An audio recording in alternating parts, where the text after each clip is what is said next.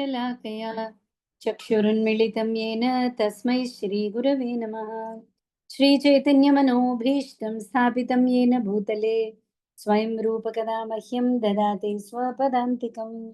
वन्देऽहं श्रीगुरो श्रीयुतपदकमलं श्रीगुरून् वैष्णवांश्च श्रीरूपं साग्रजातं सहगणरघुनाथान्वितं तं सजीवम् साद्वैतं सावधूतं परिजनसहितं कृष्णचैतन्यदेवं श्रीराधाकृष्णपादान् सहगणललिता श्रीविशाखान्वितांश्च।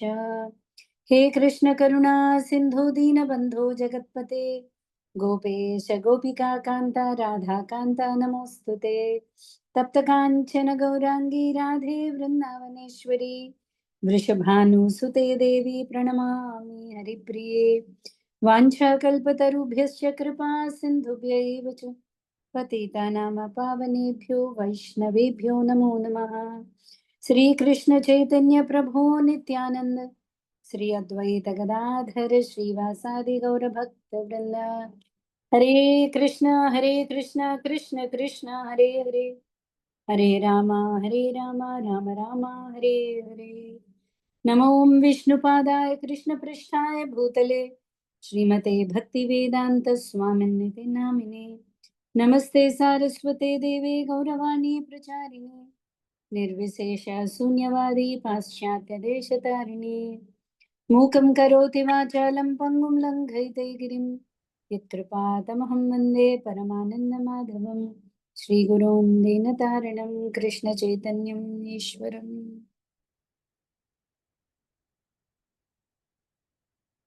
हरे कृष्ण। ओम नमो भगवते वासुदेवाय ओम नमो भगवते वासुदेवाय ओम नमो भगवते वासुदेवाय। नारायणं नमस्कृत्य नरं चैव नरोत्तमं देवीं सरस्वतीं व्यासं ततो जयमुदीरयेत्। नष्टप्रायेषु भद्रेषु नित्यं भागवत सेवया भगवत्युत्तमश्लोके भक्तिर्भवति नैष्टिके। कृष्णाय वासुदेवाय देवकी नंदनाय च नंदगोपकुमाराय गोविंदाय नमो नमः। సో హరే కృష్ణ అండి. హరే కృష్ణ. శ్రీమద్ భాగవతం రెండో స్కందం పూర్తి చేశాం కదా బృందావన యాత్ర ముందు. సో రెండో స్కందంలో ముఖ్యమైన అంశం, అతి ముఖ్యమైన అంశం భాగవతం. ఓకే, ఏదైతే భగవంతుడికి మనకి గల సంబంధం, ఆ సంబంధం నుంచి ప్రయోజనం, భగవత్ ప్రేమ రావడానికి కావలసిన అభిధేయ సాధన, భక్తి, వీటన్నిటి గురించి కూడా 4 శ్లోకాల్లో బ్రహ్మదేవుడు నారదుడికి చెప్పాడు. సో అది ఇంపార్టెంట్ టాపిక్. అక్కడ అయిన తర్వాత మీరు చూస్తే 48th శ్లోకం, second canto, page number 574. Okay, 47 చూడండి. కాల పరిమాణమును దాని స్థూల సూక్ష్మ రూపములలో ప్రత్యేక లక్షణములతో సహా తదనంతరం నేను వివరింతును, ప్రస్తుతం పాద్మకల్పమును నీకు వివరించదను. ఇక్కడ శుకదేవ గోస్వామి ఏం చెప్తున్నాడు అంటే, ఇక్కడ మన భాగవతం ఎలా ఉంది అంటే, పరీక్షిత్ అడిగిన ప్రశ్నలకి, సూత గోస్వామి అడిగిన ప్రశ్నలకి అన్నీ కూడా సంభాషణ ద్వారా మనకి తీరుతున్నాయి. ఓకే, సో ఫస్ట్ పరీక్షిత్ ప్రశ్నలు చాలా చూసాం మనం సెకండ్ క్యాంటోలో. సో వాటన్నిటికీ సమాధానాల కింద వేరే కాన్వర్జేషన్స్ వస్తున్నాయి అన్నమాట, వేరే సంభాషణ. ఓకే, సో ఇక్కడ సుఖదేవ గోస్వామి చెప్తున్నాడు, సరే అయితే నేను నీకు ఇప్పుడు పాద్మకల్పం అంటే, కల్పం అంటే ఏంటండి? ఎవరైనా చెప్పగలరా? కల్పం అంటే ఏంటి? కొన్ని సంవత్సరాల సమూహాన్ని కల్పం అంటారు. అంటే మహాయుగాలు, కొన్ని మహాయుగాలు కలిస్తే ఏర్పడేది. బ్రహ్మదేవుడి ఒక రోజు కల్పం. ఒక రోజు అంటే పద్మప్రసూన్ గారు చెప్పినట్టు 1000 చతుర్యుగాలు. 1000 చతుర్యుగాలు అయితే బ్రహ్మదేవుడు ఒక రోజు, 1000 చతుర్యుగాలు రాత్రి. పగలు 1000 చతుర్యుగాలు, రాత్రి 1000 చతుర్యుగాలు. సో పగలు రాత్రి కలిపిన ఒక రోజుని కల్పము అంటారు. ఓకే, అలా 30 రోజులు నెల, బ్రహ్మదేవుడికి నెల అవుతుంది. ఆ తర్వాత 12 నెలలు అవుతుంది, 1 సంవత్సరం అవుతుంది. అలాగా బ్రహ్మదేవుడు 100 సంవత్సరాలు ఓకే, మనం కనుక పురాణాలు అవి చూస్తే బ్రహ్మదేవుడు ఈ 30 రోజులకి మనకి ఆది సోమ మంగళ బుధ గుర శుక్ర శని అలా ఉన్నట్టు బ్రహ్మదేవుడి ఆయుష్ కాలానికి 30 రోజులకి 30 కల్పాలు పేర్లు ఉన్నాయి. ఓకే, ప్రస్తుతం మనం ఉన్నదేంటి?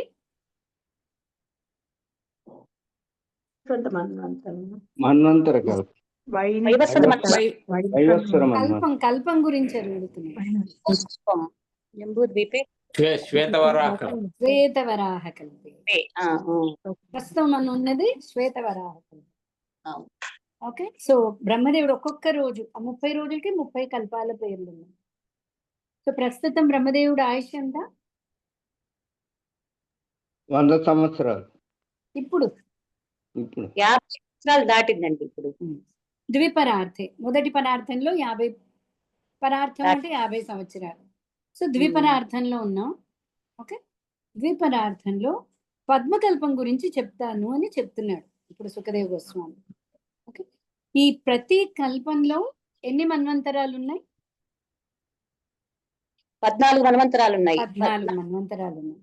సో మన్వంతరాలు అంటే 14 మనువులు వస్తారు ఒక బ్రహ్మ ఒక రోజుకి. సో ఒక్కొక్క మనువుకి 71 చతుర్యుగాలు వస్తాయి. 1000 డివైడెడ్ బై 14. ఓకేనా? సో ఆ మనువు ఉన్నంత కాలం దాన్ని మన్వంతరము అన్నారు. సో కల్పం అంటే బ్రహ్మదేవుడు ఒక రోజు. సో పద్మకల్పం గురించి నేను నీకు చెప్తాను అని మొదలెట్టాడు. కానీ ఈలోపు సౌనకాది ఋషులు వేరే ప్రశ్నలు అడుగుతున్నారు. ఓకే, భాగవతం మనకి లైన్లో సీక్వెన్స్లో వెళ్ళదండి. ఎందుకంటే మధ్యలో వేరే క్వశ్చన్లు వస్తున్నాయి, దానికి సమాధానం కింద వేరే సంభాషణ అది వస్తుంది. ఓకే, సో ఇది ముందా ఇది తర్వాత అలా మనకి భాగవతంలో మనం ఆచార్యుల ఎక్స్ప్లెనేషన్ బట్టి ఇది అని మనకు అర్థమవుతుంది. ఓకేనా? సో 40 మనం క్వశ్చన్లు అడుగుతాం కదా, టాపిక్ మారుతా ఉంటుంది. మధ్యలో క్వశ్చన్ అడిగితే మొన్న ముకుందమాల క్లాస్ తీసుకున్నాను, ఒక్క లైనే అయింది, గంటన్నర అయిపోయింది, 2 లైన్ వరకు రావడం అవ్వలేదు. సో అలాగా క్వశ్చన్స్ వచ్చినప్పుడు ఆన్సర్ని బట్టి మళ్ళీ వేరే టాపిక్లోకి వెళ్ళడం అవుతుంది. కరెక్ట్.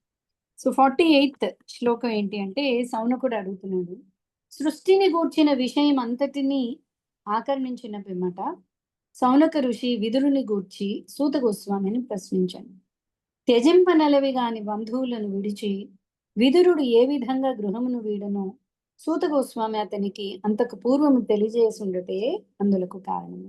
ఇప్పుడు 13వ చాప్టర్లోనూ ఎక్కడో మనకు ఒక క్వశ్చన్ వస్తుంది, సూత గోస్వామి విదురుడి గురించి, విదురుడు వెళ్ళిపోయిన తర్వాత అని ఒక టాపిక్ వస్తుంది అక్కడ. సో దాని గురించి ఇప్పుడు అడుగుతున్నారు. ఓకే, సో ఏమని అడుగుతున్నారు? అసలు విదుర మైత్రేయ సంవాదము అనేది చాలా పెద్ద టాపిక్ అండి భాగవతంలో. ఓకే, మనకి భాగవతం దశలక్షణాలు అని చదివాం కదా మనం. ఆ దశలక్షణాల్లో చాలా టాపిక్స్ విదుర మైత్రేయ సంవాదంలో మనకి పూర్తవుతాయి. ఓకే, సో ఆ సంభాషణ గురించి, అసలు విదురుడు ఎందుకు ఇల్లు వదిలి వెళ్ళాడు, విదురుడు ఉండాల్సింది హస్తినాపురంలో, మైత్రేయుడు ఎక్కడో హరిద్వారంలో ఉన్నాడు, అసలు విదురుడు మైత్రేయుని కలిసిన పరిస్థితి ఏంటి, ఎందుకు గృహాన్ని వీడవలసి వచ్చింది. సౌనక ఋషి పలికరు, ఆధ్యాత్మిక విషయములను చర్చించినటువంటి విదురుడు మరియు మైత్రేయ ఋషి నడుమ జరిగిన సంవాదమును దయతో మాకు తెలియజేయుడు. విదురుడు ఏమి ప్రశ్నించెను, మైత్రేయుడు ఏమి సమాధానముసగును, విదురుడు తన కుటుంబ సభ్యులతో గల బాంధవ్యమును త్యజించుటకు గల కారణమును తిరిగి గృహమునకు ఎందులకై వచ్చినన్నటి విషయమును తెలియజేయుడు. దానితో పాటు తీర్థయాత్ర స్థలములందు విదురుడు ఉనరించిన కర్మలను సైతము దయతో మాకు తెలుపుదు. 3 ప్రశ్నలు. విదురుడు ఎందుకు ఇల్లు వదిలి వెళ్ళాడు, వెళ్ళినవాడు మళ్ళీ ఎందుకు వచ్చాడు, తీర్థయాత్రలో ఏమి కర్మల్ని చేశాడు, విదురుడు ఏం చేశాడు అనేది మనకి చాలా ఇంపార్టెంట్. ఎందుకు? విదురుడు మహా భక్తుడు. ఓకే, మనం ఫస్ట్ క్యాంటోలో చదివాం, విదురుడు రాగానే యుధిష్ఠిరుడు చట్టుకుని లేచి వెళ్ళి స్వాగతం పలుకుతున్నాడు. పలికి ఏం చెప్తున్నాడు? తీర్థయాత్రకి భక్తుడికి తేడా లేదు. ఎందుకు? తీర్థయాత్ర అంటే ఏంటండి?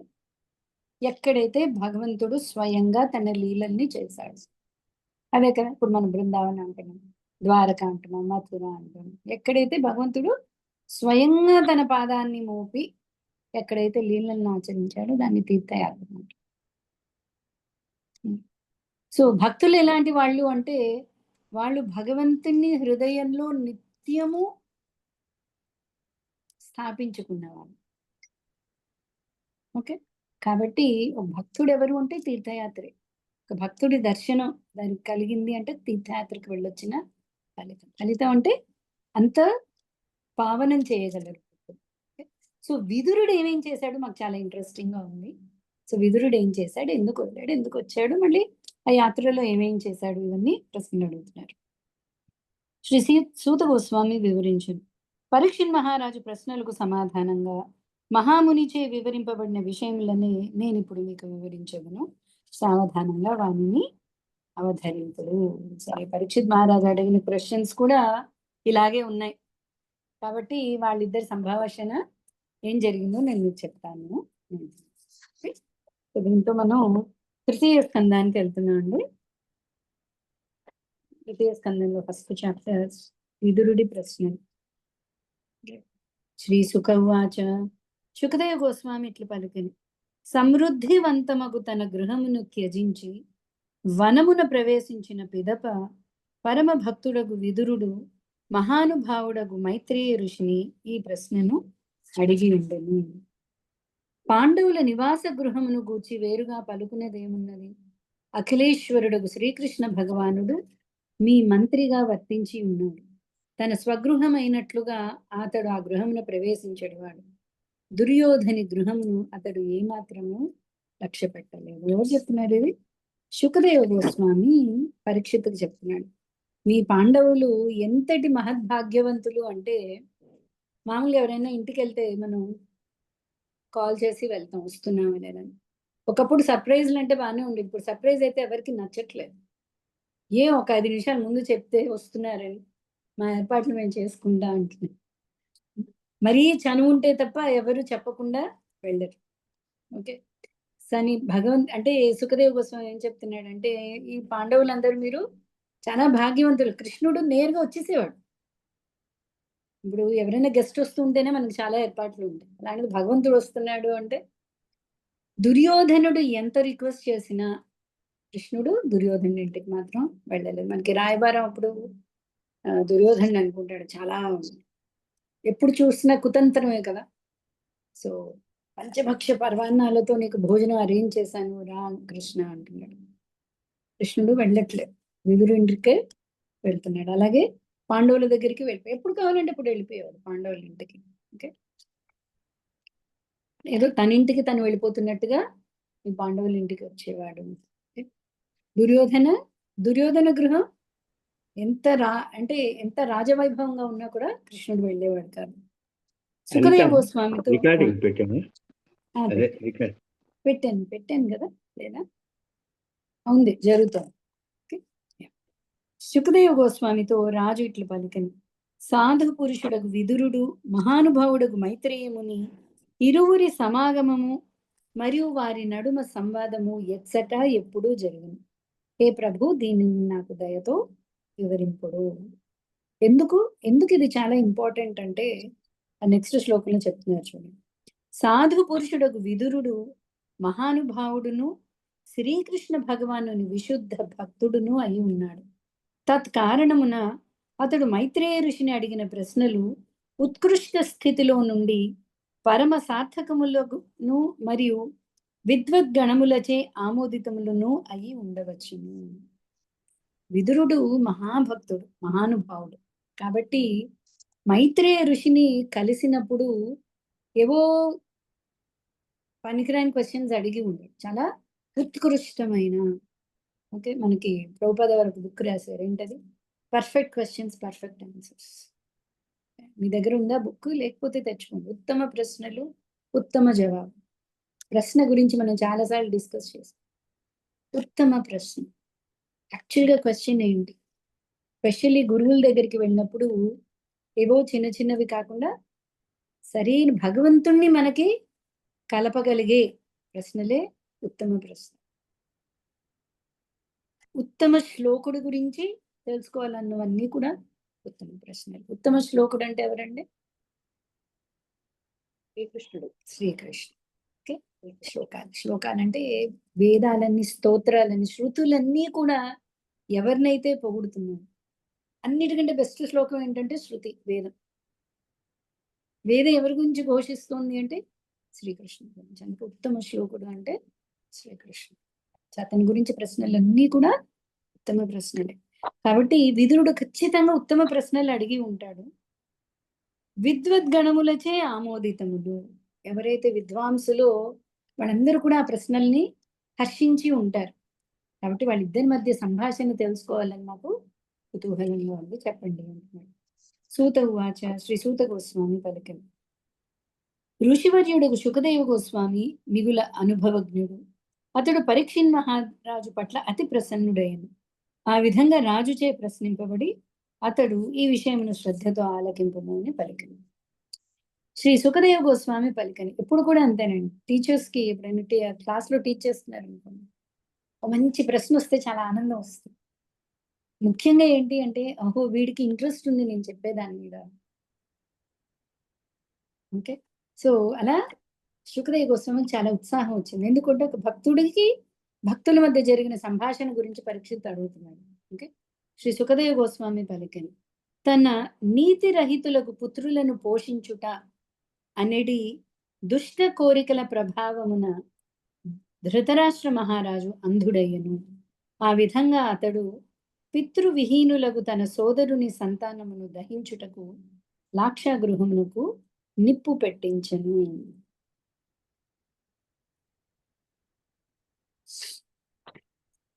ఓకే, ఇక్కడ ప్రభుపాద వారు రాసిన చూడండి. ధృతరాష్ట్రుడు పుట్టుక నుండియే అంధుడు, కానీ తన నీతి రహితులకు పుత్రులను సమర్థించుటకు దుష్ట కర్మలను చేయుట ఎందలి అతని అంధత్వము కాయికముకు దృష్టి లోపము కన్నను అధికంగా ఉండను. అంటే ఫిజికల్ గా, భౌతికంగా కళ్ళు కనిపించకపోవడం కంటే కూడా దుర్యోధనుడు చేస్తున్న అన్ని పనులకి కళ్ళు మూసుకుని ఉన్నాడు. అంటే అంధుడే కదా అంటే ఆ అంధత్వం గురించి మాట్లాడట్లేదు.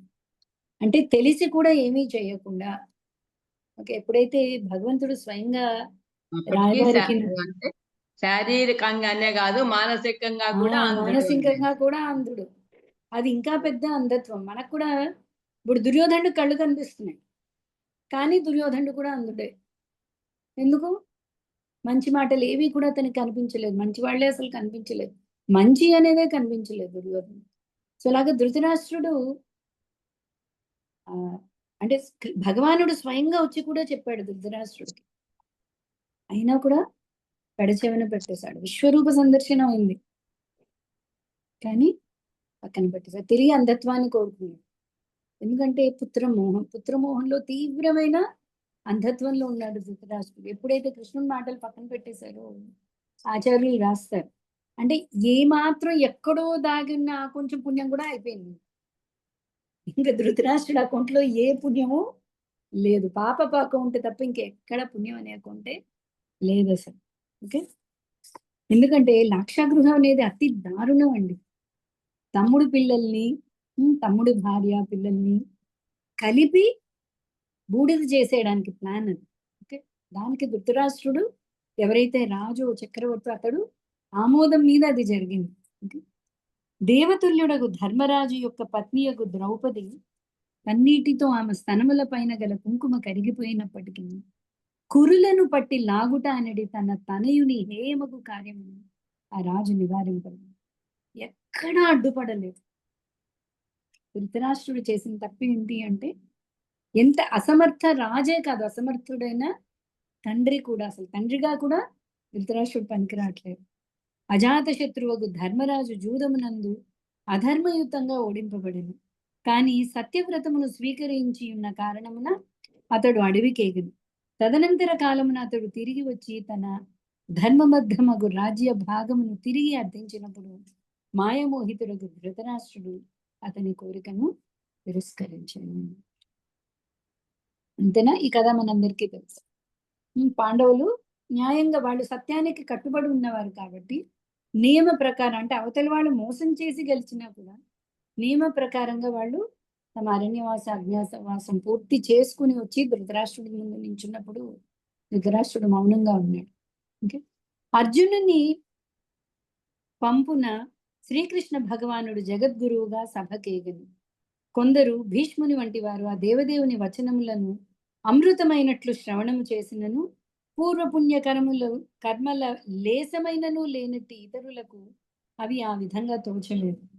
రాజు శ్రీకృష్ణ భగవానుని వచనములను గంభీరపూర్వకముగా గైకొనలేదు. భీష్ముడు వాళ్ళందరూ ఎంతో శ్రద్ధగా ఆలకించారు భగవంతుడి యొక్క సందేశాన్ని. కానీ దుర్యోధనుడు ధృతరాష్ట్రుడు మాత్రం పెడచెవిన అంటాం కదా, అంటే వెళ్ళట్లేదు, అసలు మూసు కూర్చున్నారు అన్నమాట వాళ్ళు. విచారణ నిమిత్తమై జ్యేష్ఠ సోదరునిచే ఆహ్వానింపబడినప్పుడు విదురుడు రాజప్రాసాదమునకేగి ఉపయుక్తములకు ఉపదేశముల నొసగను. అతని ఉపదేశము సర్వ విదితమును మరియు నిపుణులకు మంత్రులచే ఆమోదితమును అయి ఉండను. మన భారతంలో విదుర నీతి చాలా ఫేమస్ ఘట్టం అండి. విదుర నీతి, ఎన్నో నీతులు విదురుడు అందులో చెప్తాడు. ముఖ్యంగా చెప్పింది ధృతరాష్ట్రుడు దుర్యోధనుడి కోసమే, కానీ వాళ్ళు తప్ప అందరూ దాన్ని తీసుకున్నారు విదుర నీతిని. ఎవరి కోసం ఉద్దేశించి చెప్పబడిందో వాళ్ళు దాన్ని స్వీకరించలేదు. సో ఒకసారి ఏం జరిగిందంటే ధృతరాష్ట్రుడు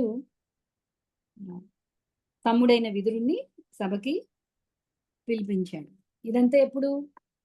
కృష్ణుడు రాయబారం వచ్చి వెళ్ళిపోయిన తర్వాత. ఓకే. విదురుడు పలికెను, అజాత శత్రువును నీ అపరాధముల కారణమున లెక్కలేని కష్టములను సహించుచున్నవాడును అగు ధర్మరాజునకు న్యాయమైన భాగమును తిరిగి ఇచ్చివేయము. అతడు తన సోదరులను గూడి వేచి ఉన్నాడు. పాము వలె తీవ్రంగా బుసకొట్టెడి పగపట్టిన భీముడు వారి యందున్నాడు. నిక్కముగా నీవు అతనిని గూర్చి భీతుడవై ఉన్నావు. విదురుడు ఇప్పుడు కూడా పాపం భక్తుడంటే అంతే, అందరి శ్రేయస్సే కోరేవాడు వాడు. సో విదురుడు వచ్చి కృష్ణుడి మాట కూడా వినట్లేదు, కానీ చెప్పి చూద్దామని ధృతరాష్ట్రుడికి చెప్తున్నాడు. కేవలం నీ అపరాధాల కారణం వల్ల వాళ్ళు అన్ని కష్టాలు అనుభవించారు. అన్ని అనుభవించి వచ్చి తిరిగి నీ ముందు నించున్నారు. వాళ్ళల్లో భీముడు ఉన్నాడు. ఏం చేస్తున్నాడు భీముడు? బుస కొడుతున్నాడు పాములాగా. ఎప్పుడు ఛాన్స్ వస్తే నీ 100 మంది పుత్రుల్ని అతడు కాటేస్తాడు. నీకు కూడా లోపల భయం ఉంది, నీకెందుకు వచ్చిన గొడవ, ఇచ్చేసేయి అని చెప్తున్నాడు. దేవదేవుడకు శ్రీకృష్ణ భగవానుడు వృథాతనయులను తన బంధువులుగా అంగీకరించి ఉన్నాడు.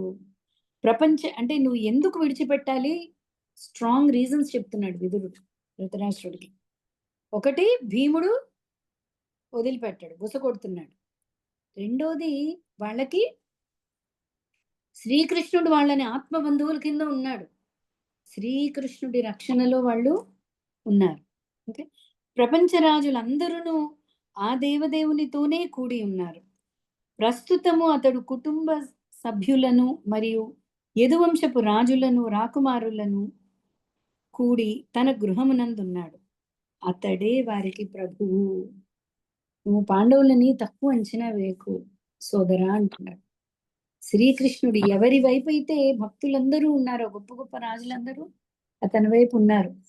అతడు పాండవుల గృహంలో ఉన్నాడు. అంటే పాండవుల గృహంలో అంటే ఇక్కడ పాండవులని రక్షించే సపోర్ట్ కింద ఉన్నాడు. అంటే మూర్తీభవించిన పాపరూపుడైన దుర్యోధనుని నీవు అమోఘుడగు పుత్రునిగా పోషించుచున్నావు, కానీ అతడు కృష్ణ ద్వేషి అయి ఉన్నాడు. ఈ రీతిగా కృష్ణ విముఖుని పోషించడి కారణమున నీవు సమస్త కళ్యాణ గుణములను కోల్పోయి ఉన్నావు. కనుక ఈ దుర్భాగ్యము నుండి సాధ్యమైనంత శీఘ్రముగా విడుదల పొంది కుటుంబమంతటికి నీ శుభమును చేకూర్చును. నువ్వెందుకు వినట్లేదో నాకు అర్థమైంది. ఎందుకు వినట్లేదు? నీ పుత్రమోహం వల్ల. కానీ నీ పుత్రుడు ఎలాంటి వాడు? మూర్తీభవించిన పాపరూపుడు. పాపం మొత్తానికి ఒక రూపం ఇస్తే అది ఎవరు అంటే అది నీ పుత్రుడే. ఇంకొకటి ఏంటి, అతడు కృష్ణ ద్వేషి. భగవంతుడు అంటే ద్వేషం పెంచుకుని ఉన్నాడు. కాబట్టి అతని మాటల్ని నువ్వు పోషించడం ద్వారా నీకున్న గుణాలన్నీ కూడా నువ్వు పోగొట్టుకున్నావు. సో పుత్రమోహం కదా అని అనుకుంటావేమో. సాధ్యమే నీకు ఆ పుత్రుని విడిచిపెట్టి, అతి త్వరగా ఆ పుత్రుని విడిచిపెట్టి నీకు నీ వంశం వాళ్ళ అందరికీ కూడా శుభాన్ని చేకూర్చు. ఇంకా స్ట్రైట్ గా చెప్తున్నాడు. చెప్పాడు విదుర్నీతి మొత్తం అయిపోయింది. ఏ మాత్రం ఎక్కట్లేదు. పుత్రము వల్ల ఇటు కళ్ళు మూసుకుపోయే, చెవులు వినట్లేదు ధృతరాష్ట్రం. ఓకే, సో పుత్రమోహం అసలు ఆ పుత్రుణ్ణే త్యజించే. ఈ మాత్రం నీకు ఇంకొక అవకాశం ఉంది. నువ్వు నీ మీద ఆధారపడ్డ వాళ్ళందరికీ నువ్వు శుభం కలుగజేయడానికి. విదురుడు యవ్వాని స్వభావము గౌరవనీయులైన వారిచే పూజింపబడినదో ఆ విధంగా పలుకున్నప్పుడు క్రోధ ప్రవృద్ధుడును పెదవులు కంపించుచున్నవాడును అగు దుర్యోధనునిచే అవమానితుడయ్యను. దుర్యోధనుడు ఆ సమయమున కర్ణుడు అనుజులు మేనమామయ్యగు శకుని గూడి ఉండెను. సో ధృతరాష్ట్రుడికి చెప్తున్నాడు విదురుడు. ఈ మాటలు వినంగానే, అంతే కదా మరి, మామూలుగానే క్రోధ ఎక్కువ దుర్యోధనుడికి. సో డైరెక్ట్ గా తనని త్యజించమని తన ముందే తన తండ్రికి చెప్తున్నాడు. దుర్యోధన దుశ్శాసన కర్ణ శకుని ఏమంటారు వాళ్ళని?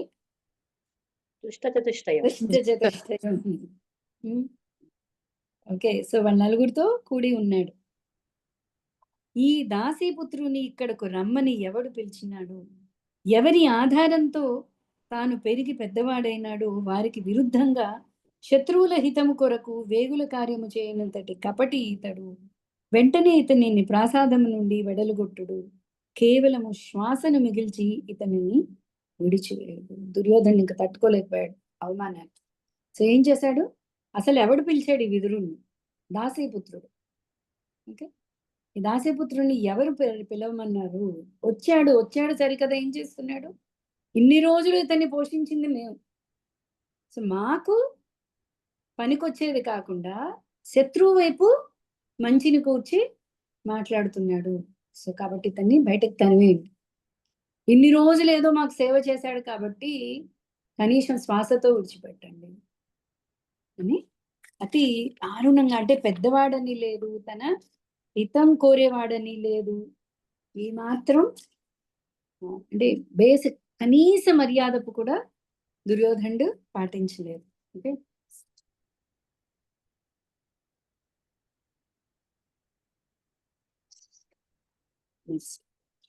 ఆ విధంగా కర్ణముల గుండా గుచ్చుకుని పోయిన బాణములు హృదయాంతరాళమును తాకగా విదురుడు తన విల్లును గృహద్వారమును విడిచి సోదరిని గృహమును వీడెను. బాహ్య శక్తి యొక్క కర్మలు సర్వోత్కృష్టమైనవని భావించిన కారణమున అతడు ఏమాత్రము వ్యథ చెందలేదు. ఎప్పుడైతే దుర్యోధనుడు అవమానిస్తున్నాడో విదురుడు చూస్తున్నాడు. ఏం చూస్తున్నాడు తెలుసా విదురుడు? అక్కడ విదురుడికి భగవంతుడి యొక్క 2 శక్తులు కనిపిస్తున్నాయండి. విష్ణు చక్రవర్తి ఠాకూర్ చాలా గొప్పగా రాస్తారు. 2 శక్తులు ఏంటి? భగవంతుడి యొక్క బాహ్య శక్తి, భగవంతుడి యొక్క అంతర్శక్తి. భగవంతుడి యొక్క బాహ్య శక్తి మాయా ప్రభావం ఎలా ఉందో చూస్తున్నాడు. దుర్యోధనుడి ద్వారా ఆ మాయ కనిపిస్తుంది. ఎంతటి మాయలో కొట్టుకుపోతున్నాడో దుర్యోధనుడు, ఇటు ధృతరాష్ట్రుడు.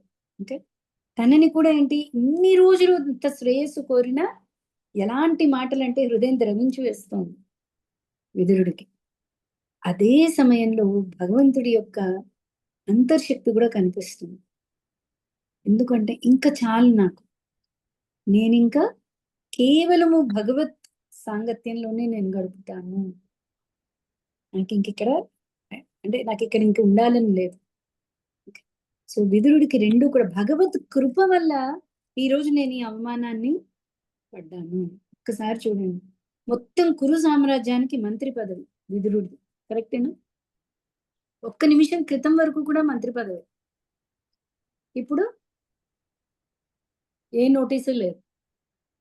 ముందు వీడిని బయటకి తరిమేయండి. ఎందుకు ఈ స్థితి మనం చర్చించుకుంటున్నాము అంటే, ఈ స్థితి ఎప్పుడు ప్రతి ఒక్కడికి వస్తుంది, ఎప్పుడు ఏ నిమిషంలో వస్తుందో తెలియదు.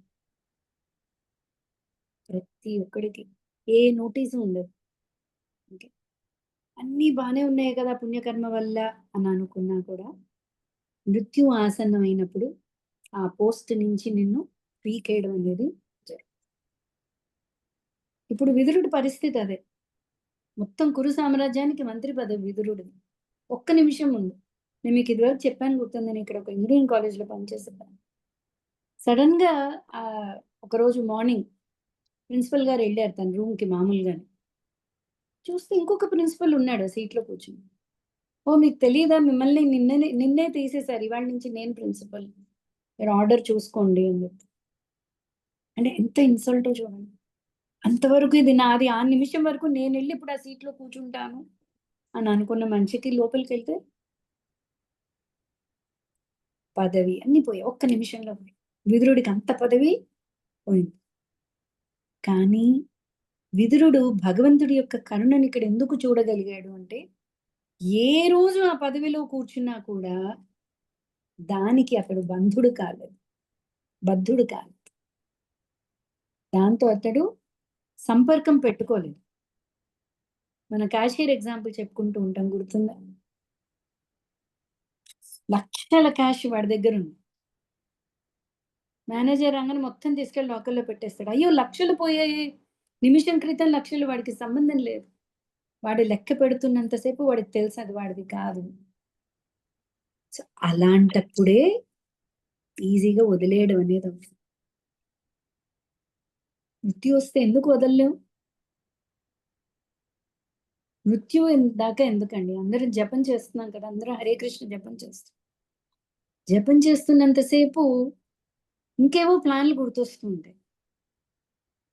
ఎక్కడైనా నేను కర్తని అని మనకు ఫీలింగ్, చేసేవాడిని నేను. ఇంకా జపంలో కూడా ప్లానింగ్ చేస్తాం. ఇక్కడ ఇప్పుడు ఈ జపం ఇంకా ఇంకా ఇంత ఉంది, ఇది అయిపోయాక అది చేసుకోవాలి, ఇది చేసుకోవాలి, నేను కదా కర్తని. అసలు జపం ఉన్నదే కనీసం ఆ టైంలో అర్థం చేసుకోవడానికి. నేను నాహం కర్త హరి కర్త అనేది భగవంతుడు చేస్తున్నాడు. అన్ని కూడా భగవంతుడి సాక్షి.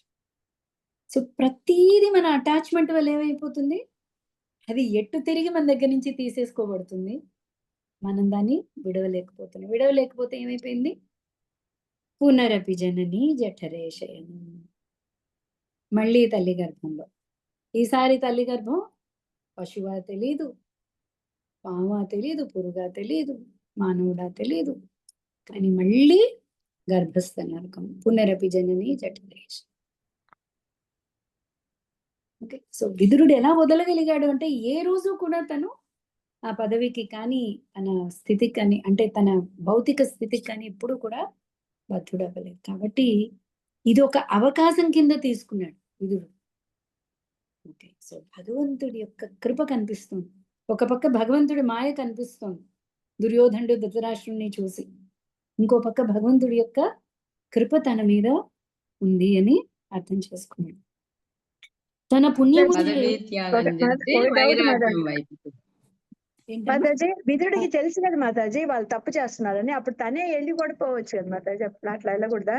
అంతవరకు కూడా ఎప్పుడు భక్తులు బాధ్యతల నుంచి పారిపోరు. అంటే చివరి వరకు కూడా తను ట్రై చేస్తూనే ఉన్నాడు. మంత్రి కదా, సలహాదారుడు. సో సలహా చెప్పడం తన ధర్మం. ఎక్కడో ఆశ, అన్నని రక్షించగలనేమో, బంధువుల్ని రక్షించగలనేమో, తన వంతు ప్రయత్నం మొత్తం చేశాడు.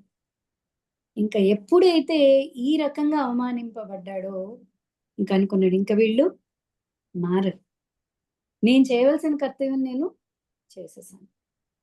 అంటే వాళ్ళ చేత బయటపడే బదులు తనే ముందే వెళ్ళిపోయింటే ఇంకా గౌరవంగా ఉండేది. అంటే చెప్పేసి తప్పని తెలుస్తుంది కదా, అధర్మం వాళ్ళు చేసేది అధర్మం అని తెలుస్తానే ఉంది కదా. అన్ని చోట్ల మనకు ఆ కేసులు కూడా ఉన్నాయి. ఇంకొక చోట ఇలా జరిగింది, ఎక్కడైనా గుర్తుందా మీకు? ఇలా అన్న చేత అవమానింపబడకుండానే అవతల పార్టీకి వెళ్ళిపోయిన వాడే విభీషణుడు. విభీషణుడు వెళ్ళి రాముడి శరణు కోరాడు కదా. విభీషణుడు అలా వెళ్ళిపోయాడు, నేను రాముడు చెప్పి చూశాడు అన్నకి, అన్న వినట్లేదు, సో రాముడి దగ్గరికి వెళ్ళాడు. ఇది ఇంకో కేసు చూస్తున్నాం. లాస్ట్ వరకు కూడా విదురుడు చెప్పడానికి ప్రయత్నిస్తున్నాడు, దుర్యోధనుడు అవమానించాడు. సో ఈ అవమానంలో విదురుడు ఏం చేస్తున్నాడు? ఈ అవమానం మనకి చాలా ఇంపార్టెంట్.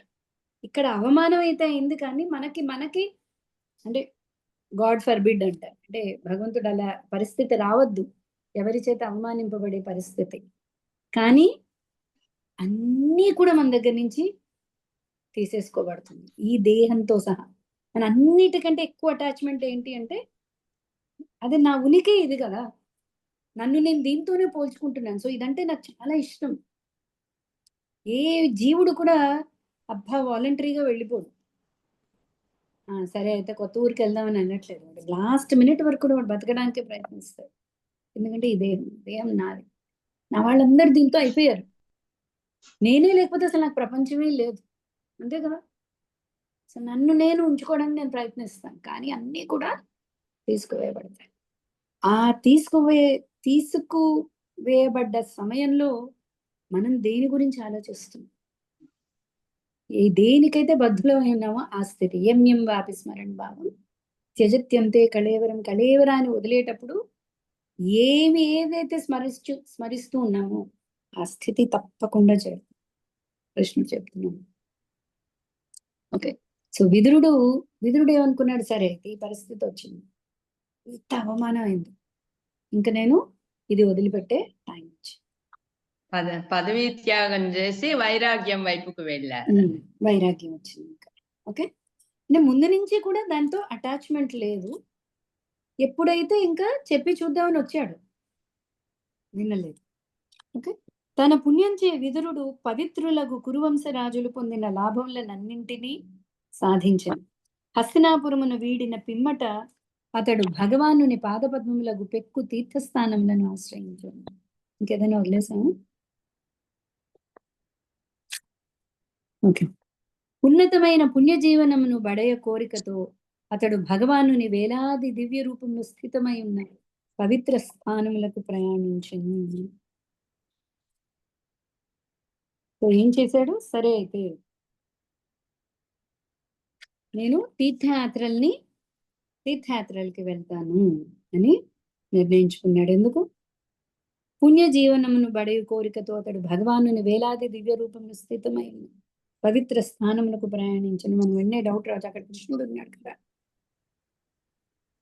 ఇక్కడ విభీషణుడు వెళ్ళాడు రాముడి దగ్గరికి, సేమ్ వెళ్ళి కృష్ణుడి దగ్గరికి ఉండి అటుపక్క నుంచి యుద్ధం చేయొచ్చు కదా. సో విభీషణుడిది ఒక కేసు, ఇది రెండో కేసు చూస్తుంది.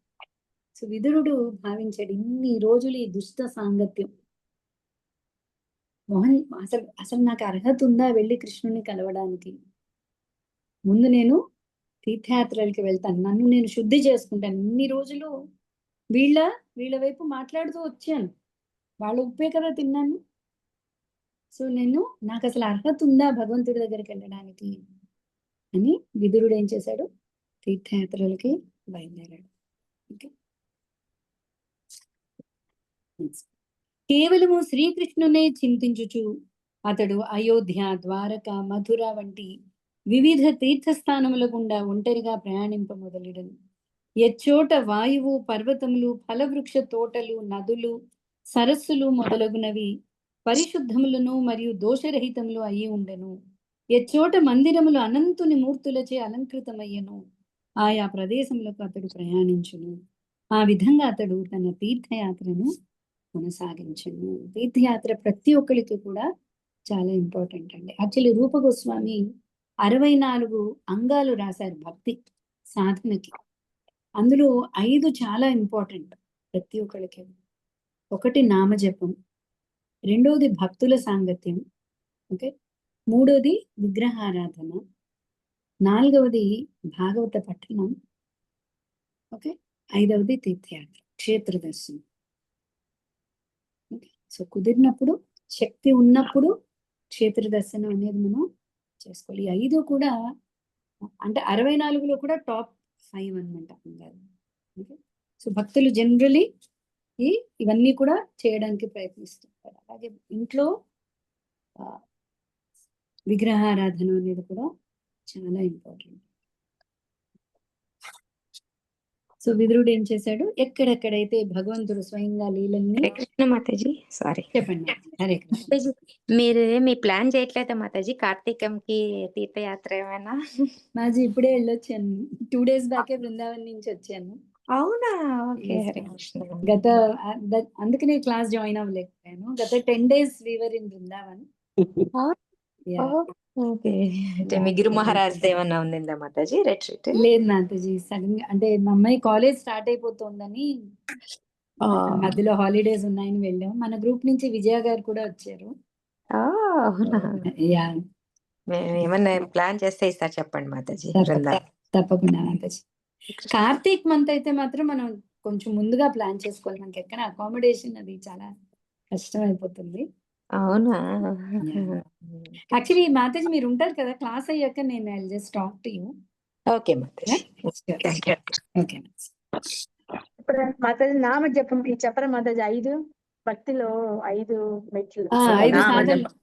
భక్తుల నామ సాంగత్యం, నెక్స్ట్ భక్తుల సాంగత్యం, విగ్రహారాధన, శ్రీ విగ్రహారాధన, క్షేత్ర దర్శనం, తీర్థయాత్ర, భాగవత పఠనం, భగవద్గీత భాగవత ఏదైనా సరే శాస్త్ర పఠనం, ఈ 5 కూడా ఇంపార్టెంట్. ఓకే,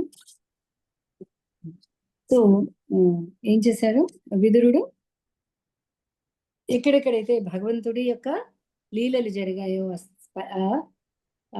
క్షేత్రాలన్నీ కూడా సందర్శించాడు. ఆ రీతి ధరిత్రి అంతటను తిరిగినప్పుడు అతడు దేవదేవుడకు శ్రీహరి ప్రీత్యర్థమే కర్మలను నరించును. అతని జీవనార్థపు కర్మ పవిత్రమును స్వతంత్రమును అయి ఉండెను. అవధూత వేషమునందుండి శిరోజాలంకరణ గాని లేదా శయనించుటకు చక్కని పడక గాని లేకపోయినప్పటికీ అతడు తీర్థస్థానములందు స్నానమాచరించుట ద్వారా నిరంతరము పవిత్రుడైను. ఆ విధంగా అతడు సర్వదా తన బంధువులకు కనబడకుండెను. మొత్తం బంధుత్వం అన్ని కూడా అక్కడ విడిచిపెట్టేసి ఏమాత్రం అంతవరకు కూడా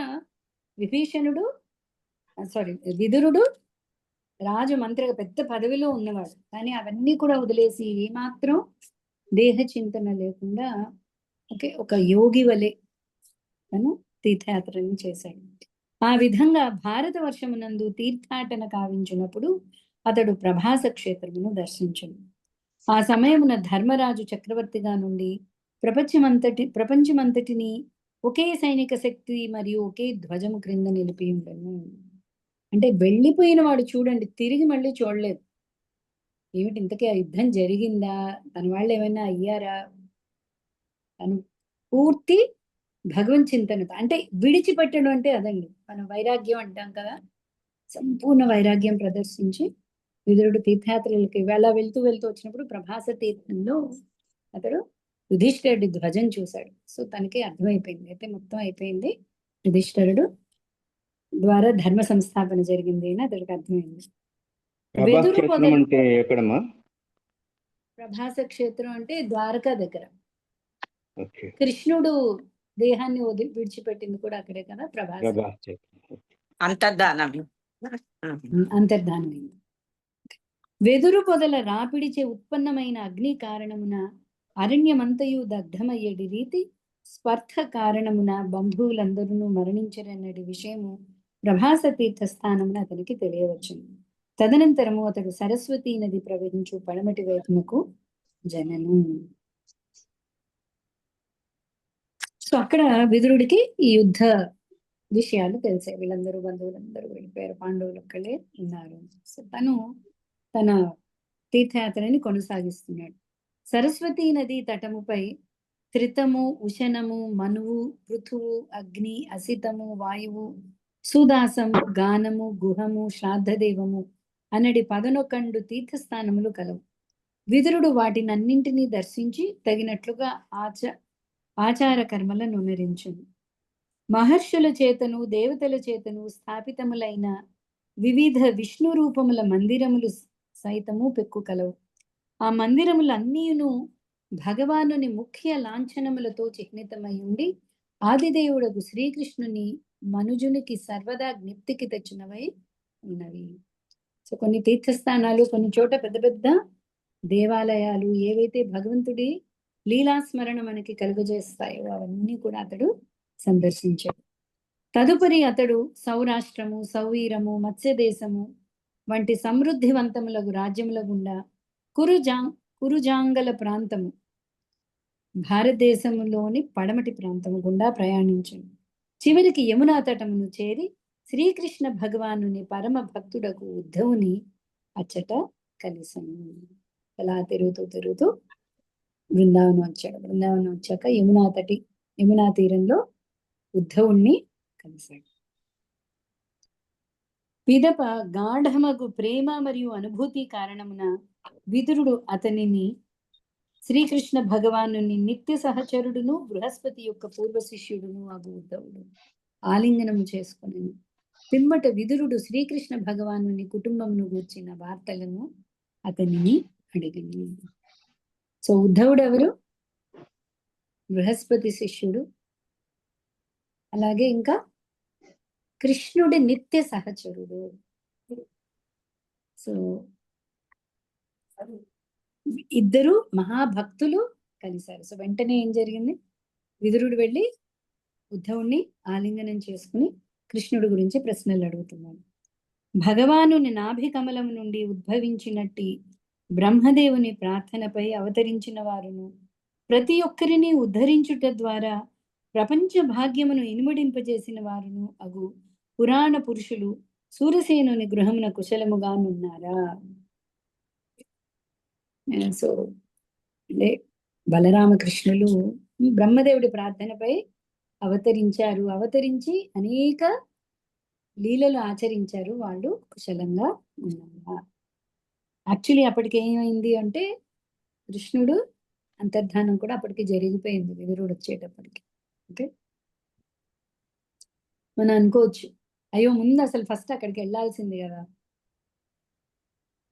ఓకే, సో గుళ్ళో పూజారి సేవ పెద్దదా, గుడి మిగతా మేనేజ్మెంట్ సేవ పెద్దదా? పూజారి సేవ. పూజారి సేవ మేనేజ్మెంటే పెద్దది. ఏ సేవ అయినా ఒకటే, రెండు ఒకటే. అక్కడ ఊడ్చేవాడి సేవ తక్కువ కాదు, పూజారి సేవ ఎక్కువ కాదు. ఎవరు భగవత్ చింతనలో ఉన్నారో అక్కడ సేవ జరిగిపోతుంది. ఆ సేవకి ఈ సేవ. పూజారి సేవ, పూజారి పక్కనే ఉండొచ్చు కానీ ఇంకేదో ఆలోచిస్తూ ఉండొచ్చు. ఇతడు క్లీనింగే చేస్తూ ఉండొచ్చు కానీ నిత్యం భగవత్ స్మరణ ఉండొచ్చు. భగవంతుడి సేవకి భగవంతుడికి అసలు తేడా. విదురుడు నిత్యం కృష్ణ చింతనలో ఉంటే కృష్ణుడితో ఉన్నట్టే. అయితే తను వినయపూర్వకంగా తనని తను భక్తుడికి జనరల్ గా అల్పుడన్న భావం ఉంటుంది. మనకి ప్రహ్లాదుడు చెప్తాడు అన్నట్టు. చూసారండి మహావతార నరసింహ? ప్లీజ్ చూడకపోతే చాలా మిస్ అయిపోయినట్టు, వెళ్ళి చూడండి. ఓకే, మేడం నేను వెళ్ళారా? చూసాం అనిత. నేను 4 సార్లు చూసాను. 25 ఏళ్లలో ఇదే థియేటర్కి వెళ్ళడం మేము. ఓకే, సో 4 సార్లు థియేటర్కి వెళ్ళావా అనిత? థియేటర్కి వెళ్ళి చూసారా? 4 సార్లు ఆ ఎఫెక్ట్ అంతా థియేటర్ లో చూస్తేనే ఎఫెక్ట్ అంతా బాగుంది. చాలా బాగుందండి, ఖచ్చితంగా చూడండి. ఓకే, సో ప్రహ్లాదుడు దాంట్లో చాలా బాగా చూడండి. ప్రహ్లాదుడు అనుకుంటున్నాడు ఎలా అవుతుంది హరిదర్శనం నాకు? అసుర కులంలో పుట్టాను నేను, యోగులు మహాయోగులకి దర్శనం అవ్వట్లేదే. కృష్ణ నువ్వు నాకు ఎప్పుడు కనిపిస్తావు? నాకు అర్హత ఉందా నేను నిన్ను చూడడానికి? భక్తులు ఎప్పుడూ కూడా తమకి తాము నేను ఇంత సేవ చేశాను అని అనుకోరు. నాకు అసలు ఏం అర్హత ఉంది? తృణాదపి సునీచేన మన ప్రభు చెప్పారు కదా శిక్షాష్టకం. అది ఈజీ కాదండి. అబ్బా నేను నిజం గడ్డిపోచు కంటే తక్కువ, ఒప్పుకో. మనం ఒప్పుకుంటామండి గడ్డిపోచు కంటే తక్కువ అని, భక్తులు ఒప్పుకుంటారు. అలాంటి వాడే కీర్తనీయ సదా హరి, నిత్యం హరిని కీర్తించగలడు. ఓకే, సో విదురుడు అలా తిరుగుతూ ప్రభాస క్షేత్రానికి వచ్చాడు. కురువంశమునకు పరమమిత్రుడైన మా బావగారు వసుదేవుడు సుఖంగానున్నారా? దయతో తెలుపును. ఆయన మిక్కిలి ఉదారుడు. ఆయన తన సోదరీ జనమునకు తండ్రి వలె ఉండును. భార్యలకు సర్వదా మనోహరుడై ఉండును. అందరి గురించి అడుగుతున్నాడు. ముందు బలరామకృష్ణులు క్షేమమేనా అని అడుగుతున్నాడు, తర్వాత వసుదేవుడు క్షేమమేనా అని అడుగుతున్నాడు. ఓ ఉద్ధవ, యదుసేన నాయకుడగు ప్రద్యుమ్నుడు ఎట్లున్నాడో దయతో తెలుపుము.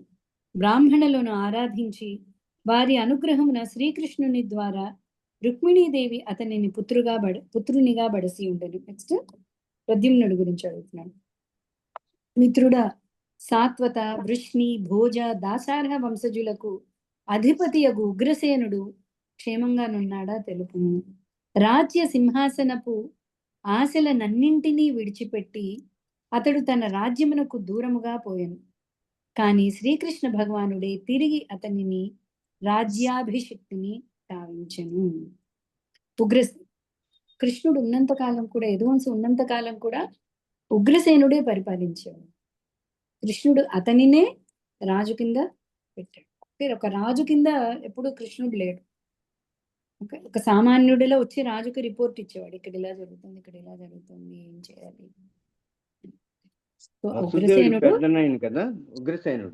ఉగ్రసేనుడు కంసుడికి తండ్రి. ఉగ్రసేనుడిని కూడా జైల్లో పెట్టాడు కదా కంసుడు, తల్లిదండ్రుల్ని కూడా పెట్టి. సో కంస వధ తర్వాత కృష్ణుడు ఉగ్రసేనుడిని రాజు కింద పెట్టాడు. ఇదే ఓ సౌమ్యుడా, సాంబుడు కుశలమేనా? అతడు అచ్చము దేవదేవుని పోలికను కలిగినట్టి పుత్రుడు. గత జన్మమున అతడు శివుని భార్య గర్భమున కార్తికేయునుగా జన్మించును. ప్రస్తుతం అతడు శ్రీకృష్ణుని పత్నియగు జాంబవతి గర్భమున జన్మించును. సో సాంబుడు సుబ్రహ్మణ్య స్వామి అవతారం కదా. సో సాంబుడు ఎలా ఉన్నాడు, క్షేమంగా ఉన్నాడా అని అడుగుతున్నాడు. ఉద్ధవ, యుయుధానుడు క్షేమంగానున్నాడా? యుద్ధ కళ ఎందలి మర్మములను అతడు అర్జునుని నుండి నేర్చుకొని ఉండెను. గొప్ప విరాగులకు సైతము పరమ దుర్లభమైనట్టి దివ్యగతిని అతడు సాధించెను. మనకి యుధానుడు ఇందులో కూడా వస్తాడు కదా, భగవద్గీత ఫస్ట్ చాప్టర్లో వస్తాడు. ఓకే, సో వాళ్ళందరి పేరును అడుగుతున్నాడు. వాళ్ళందరూ క్షేమంగా, వాళ్ళు బాగున్నారా అని అడుగుతున్నాడు. స్వఫల్కుని తనయుడగు అక్రూరుడు కుశలముగానున్నాడా? దయ ఉంచి తెలుపును. దోషరహితుడగు అతడు దేవదేవునికి శరణుజొచ్చినవాడు. దివ్య ప్రేమావేశమున అతడు ఒక మారు మానసిక స్థిరత్వమును కోల్పోయి శ్రీకృష్ణుని పాదముద్రలతో చిహ్నితమైన మార్గమందలి ధూళిలో పడిపోయాను. సో మహాభక్తుడైన అక్రూరుడు ఉత్తి కృష్ణుడి గుర్తులు చూసి దొర్లడం మొదలెట్టాడు కదా, దశమస్కందంలో చూద్దాము. సో అక్రూరుడు క్షేమంగా ఉన్నాడా? వేదములు యజ్ఞ ప్రయోజనములకు నిలయమైనట్లు దేవకీదేవి దేవమాతయగు అదితి ఒనరించిన రీతి దేవదేవుడకు భగవానుని గర్భమునందు ధరించెను. ఆమె క్షేమంగానున్నదా? అనిరుద్ధుడు క్షేమంగా ఉన్నాడా? విశుద్ధ భక్తుల సర్వ కోరికలను అతడు పూర్ణము కావించువాడై ఉన్నాడు. పూర్వకాలము నుండి అతడు ఋగ్వేదమునకు కారణుని గను మనస్సును సృష్టించిన వానిగను విష్ణువు యొక్క చతుర్థ ప్రధాన విస్తారముగను భావింపబడినాడు. ఈ ప్రద్యుమ్నుడు, అనిరుద్ధుడు, వాసుదేవ, ప్రద్యుమ్న, అనిరుద్ధ, సంకర్షణ, వీళ్ళు నలుగురు ఎవరండి? చతుర్వ్యూహం. సో ఈ ప్రద్యుమ్నుడు, అనిరుద్ధుడు కూడా ఆ చతుర్వ్యూహం యొక్క అంశాలు అన్నమాట. సో వాళ్ళందరూ క్షేమంగా ఉన్నారా? అలాగే ఏమంటారు? చతుర్వ్యూహము. ఓ సౌమ్యుడా, శ్రీకృష్ణునే తమ ఆత్మగా అంగీకరించువారును ఆ విధంగా అనన్యముగా అతని పథముని అనుసరించువారును అగు హృదీకుడు, చారుదేష్ణుడు, గదుడు, సత్యభామ తనయుడు వంటి ఇతరులు కుశలముగా ఉన్నారా?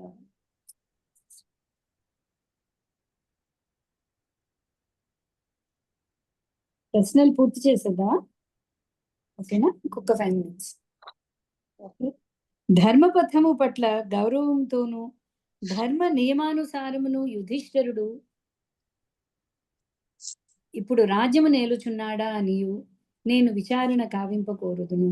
శ్రీకృష్ణుడు మరియు అర్జునుని బాహువులచే ధర్మరాజు అతని స్వంత బాహువుల వలె రక్షింపబడిన కారణమున పూర్వము దుర్యోధనుడు ద్వేషముతో దహించుకొని పోయి ఉండెను. నాగుపాము వంటి అజేయుడగు భీముడు తన దీర్ఘకాలపు క్రోధమును పాపులపై తీర్చివేసుకున్నాడా? అతడు పథముపై అడుగుడినప్పుడు అతని గద యొక్క అద్భుత చలనమును సైతము రణభూమి సహింపజాలరు. సో వాళ్ళందరూ కూడా ఎలా ఉన్నారు? గాంధీవమును విల్లును యుధిష్ఠిరుడికి 2 భుజాలుట. ఎవరా 2 భుజాలు? అర్జునుడు భీముడు. అర్జునుడు కృష్ణుడు. భీముడు, ఓకే ఓకే. కృష్ణుడు అదే కృష్ణుడు. కదా. శ్రీకృష్ణుడు మరియు అర్జునుని బాహువులచే ధర్మరాజు రక్షింపబడిన కారణమున సో ఎలా ఉన్నాడు. గాంధీవమును విల్లును ధరించిన వాడును శత్రువులను నశింపజేయుటలో మహారథికులందు సర్వదా ప్రసిద్ధికెక్కిన వాడును అగు అర్జునుడు సుఖముగానున్నాడా. శివుడు ఒకమారు కపట వేటగాని రూపమున ప్రచ్ఛన్నముగా వచ్చినప్పుడు బాణములతో కప్పివేసి అతనిని అర్జునుడు సంతృప్తి పరిచి ఉండెను. మనకి కథలన్నీ తెలుసు కదా. శివుడు అర్జునుడు, శివుడు ఆ పరీక్ష నెగ్గిన తర్వాతే అర్జునుడికి పాశుపతాస్త్రాన్ని ఇచ్చాడు. తమ సోదరులచే రక్షింపబడి కవల సోదరులు క్షేమంగానున్నారా. కన్నును కనురెప్ప సదా కాపాడేడి రీతి వారు పృథాతనయులతో రక్షింపబడిరి.